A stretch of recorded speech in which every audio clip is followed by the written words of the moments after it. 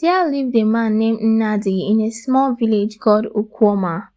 He was known far and wide for two things: his enormous belly and his insatiable greed. Nnadi wasn't just fat, he was the fattest man anyone in the village had ever seen. People joked that his shadow alone could block the sun, but it wasn't just his size that made people talk. It was the way he treated others, especially his family.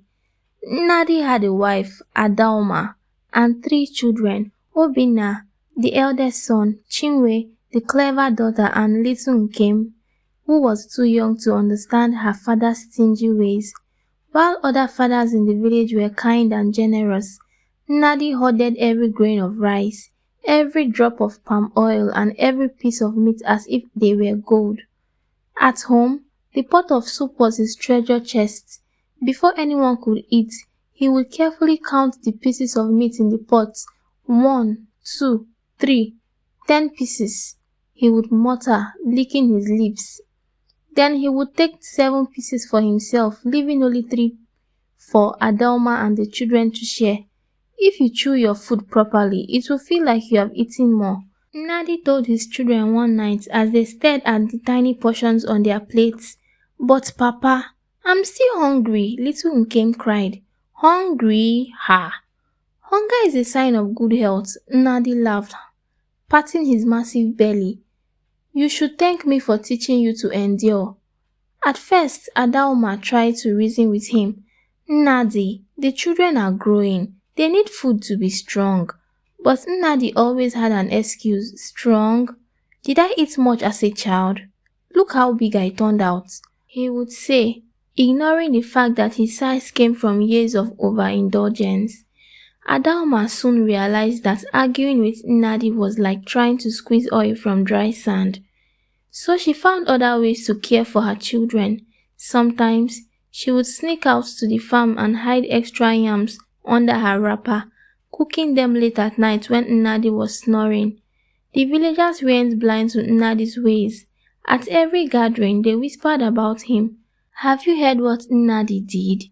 one woman said at the market. "He refused to pay for his son's school books, saying knowledge doesn't come from paper. He's so stingy that even the rats in his house have moved out," another added. Still, Nnadi didn't care. He loved his food and his money more than anything else. He believed his family should be grateful for whatever scraps he threw their way. One sunny morning, Nnadi sat under the big mango tree in front of his compound, munching on a plate of roasted plantains. As usual, he had only made enough for himself. Adaoma and the children stood nearby, watching him with longing eyes. "Papa, can we have some plantains too?" Chinwe asked, her eyes bright with hope. Nnadi stopped chewing and glared at her. "You children are too lazy. Do you think plantains fall from the sky? If you want plantains, climb the tree and pluck them yourselves." "But Papa, we helped you roast them," Obinna protested. "Exactly. You already ate the smoke from the fire. That's enough," Nnadi replied, waving them away as he stuffed another piece into his mouth. The children sighed and went back to the house. Adoma, shaking her head, muttered under her breath, "One day, this man's greed will teach him a lesson he won't forget." Later that week, Obinna and Chinwe came home from school looking upset. They had been sent back because their school fees were unpaid. "Mama, the headmaster said we can't come back until Papa pays the money," Chinwe said, close to tears. Adoma's heart sank. She knew convincing Nnadi to part with his precious money would be like trying to milk a stone. Still, she decided to try. That evening, as Nnadi sat down to his dinner, a heaping mold of pounded yam with egusi soup and 7 pieces of meat, Adama approached him cautiously. "Nnadi, the children were sent home from school today. We want to pay their fees." Nnadi didn't even look up. "School fees? What are they learning that they can't learn at home?" "Nnadi, please. Obinna and Chinwe need their education. You always say you want them to grow up and make money. How will they do that without going to school?" Nnadi paused, considering her words. Then he grinned. "Fine, they can go back to school, but they will have to take lunch from home. I'm not giving them any pocket money. The next morning, Nnadi packed their lunch himself. He handed each child a small leaf-wrapped parcel. Here you go, the best lunch in the whole village, he said proudly. Obina and Chiwe unwrapped their parcels and stared in disbelief. Inside each was a single dry piece of yam and a pinch of salt. Papa, this isn't enough, Obina said. Enough? Do you know how many people in this world don't even have salt? Be grateful, Nnadi replied. At school, the other children laughed when they saw Obina and Chiwe's lunch. Your father must be saving all the food for himself, they teased. Humiliated, Obina and Chiwe decided they had had enough. That evening, they hatched a plan with Adaoma. The next day, while Nnadi was napping, they quietly cooked a big pot of jollof rice and hid it in the backyard. When Nnadi woke up and went to check the kitchen, he saw the empty pot on the fire. Who cooked and ate my rice? He roared. Adaoma came in, looking calm. Oh, don't worry, Nnadi. The children and I just ate the smell of the food. You always say it's enough to fill the stomach. Nnadi was speechless. For once, his own words had been used against him. It was the season of the Yam Festival, a time when the whole village of Ukwuoma came together to celebrate the harvest. There would be dancing, drumming, and most importantly, feasting. The aroma of roasted yams, spicy goat meat, and rich palm soup filled the air. Everyone looked forward to it, especially Nnadi, though not for the right reasons. This year, the villagers decided that everyone must contribute food to the feast. Nnadi was furious. Why should I give my food to others? He grumbled. Did they plant the yams with me? Did they weed the farm? Adaoma rolled her eyes. Nnadi, it's for the community. You will eat from the feast too. Eat? Ha!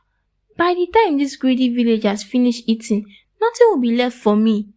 He snapped. Fine, I will contribute, but I will bring only one yam, and it will be the smallest one. When the day of the feast arrived, Nnadi carried his tiny yam to the village square, grumbling all the way. The women laughed as he dropped it into the communal pile. Ah, Nnadi, is this a yam or a baby cocoa yam? One of them teased.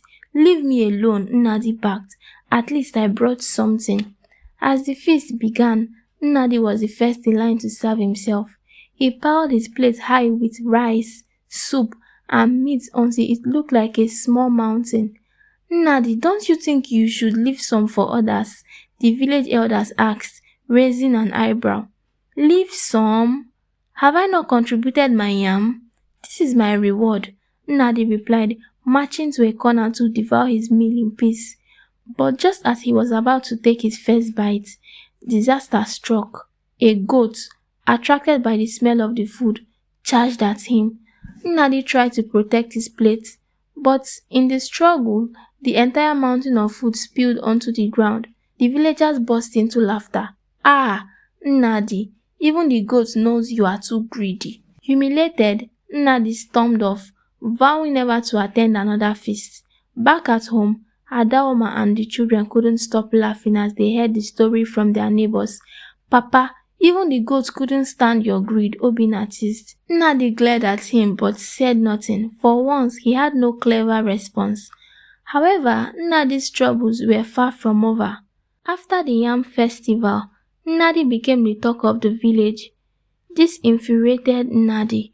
These people don't respect me, he fumed. I will show them who is in charge. But instead of learning his lesson, Nnadi's greed only grew worse.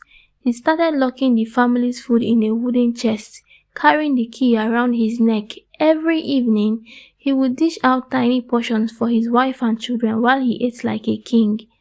One day, Adaoma had enough. She called the children together and said, "It's time to teach your father a lesson he will never forget."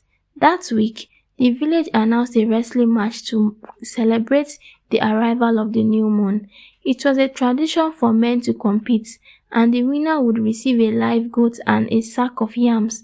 When Nnadi heard this, his eyes lit up. A whole goat and yams?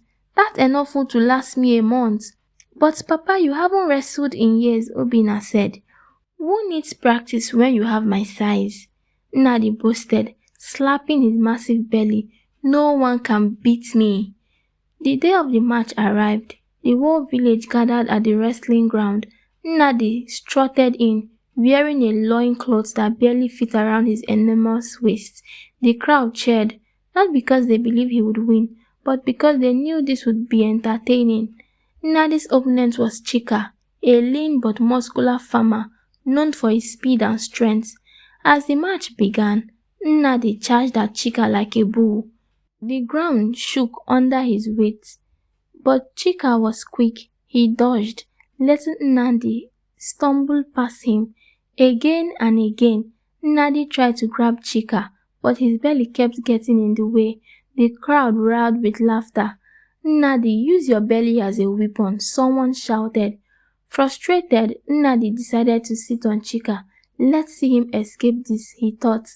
As he lunged forward, Chika stepped aside and Nnadi fell face first into the mud. The entire village erupted in laughter. Even the elders couldn't contain themselves. Defeated and covered in mud, Nnadi dragged himself home. When he got there, he found Adoma and the children enjoying a feast in the backyard. Where did this food come from? He demanded. We cooked it with the yams and the goats that Chika gave us, Adoma said, smiling. He said he felt sorry for us because we live with such a greedy man. Nnadi's mouth dropped open. You mean my prize, goat and yams? No, Papa, Chinwe said, giggling. It's Chika's prize. You lost, remember? From that day on, Nnadi's greed began to fade. Not because he wanted to change, but because he couldn't bear to be the village clown any longer. He started sharing his food, though reluctantly, and the family finally began to eat proper meals. As for the villagers, they never stopped telling the tale of Nnadi the greedy man. It became a favorite story, passed down for generations, always ending with the lesson, a greedy man only fools himself. True happiness comes from sharing what we have with others, especially our family and community. Those who hoard for themselves may end up losing everything. Like, share, subscribe for more stories.